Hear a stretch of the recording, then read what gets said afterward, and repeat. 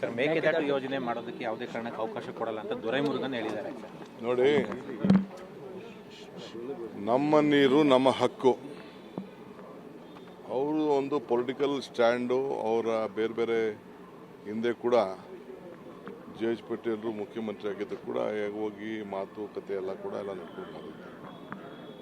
ನಾವು ನ್ಯಾಯಾಲಯಕ್ಕೆ ಮೊರೆ ಹೋಗಿದ್ದೀವಿ. ನಮ್ಮ ನ್ಯಾಯಾಲಯದಲ್ಲಿ ನಮಗೆ ನ್ಯಾಯ ಸಿಗ್ತದೆ ಅಂತ ಒಂದು ವಿಶ್ವಾಸ ಇದೆ. ಸೊ ಅವ್ರು ಏನು ಬೇಕಾದ್ರೂ ಪ್ರಯತ್ನ ಮಾಡ್ಕೊಳ್ಳಿ. ನ್ಯಾಯಾಲಯಕ್ಕೆ ಯಾರು ಅಡ್ಡಿ ಮಾಡೋಕ್ಕಾಗಲ್ಲ. ಅವ್ರದ್ದು ಏನಿದೆ ವಾದ ಅವ್ರು ಬೇಕಾದ್ರೆ ಮಾಡ್ಕೊಳ್ಳಿ. ನಮ್ಮ ವಾದ ನಾವು ಮಾಡ್ತೀವಿ. DPR ಕೂಡ ಕರ್ನಾಟಕ ಹಾಕಿಲ್ಲ ಅಂತ ಕೇಂದ್ರ ಅವ್ರಿಗೆ ಸುಳ್ಳು. ಅವ್ರಿಗೆ DPR ಅಂದ್ರೆ DPR ಹಾಕಿದೀವಿ. ಯಾರು ಹೇಳಿದೆ DPR ಹಾಕಿಲ್ಲ? DPR ನಾವು ಹಾಕಿದೀವಿ.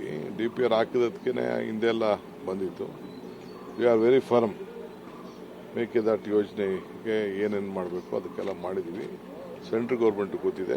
ಅಭಿ ಪಾರ್ಟ್ನರ್ಶಿಪ್ ಫರ್ಮ್ ಸ್ಟಾರ್ಟ್ ಮಾಡಬೇಕಾ ಅಥವಾ ಪ್ರೈವೇಟ್ ಲಿಮಿಟೆಡ್ ಕಂಪನಿ ಸ್ಟಾರ್ಟ್ ಮಾಡಬೇಕಾ? ಕನ್ಫ್ಯೂಷನ್ ಯಾಕೆ? ಒಬ್ಬ ಎಕ್ಸ್ಪರ್ಟ್ ಜೊತೆ ಮಾತಾಡು. ಎಕ್ಸ್ಪರ್ಟಾ? ಎಲ್ಲಿ? ಬಾಸ್ ವಾಲಾ. Be the boss.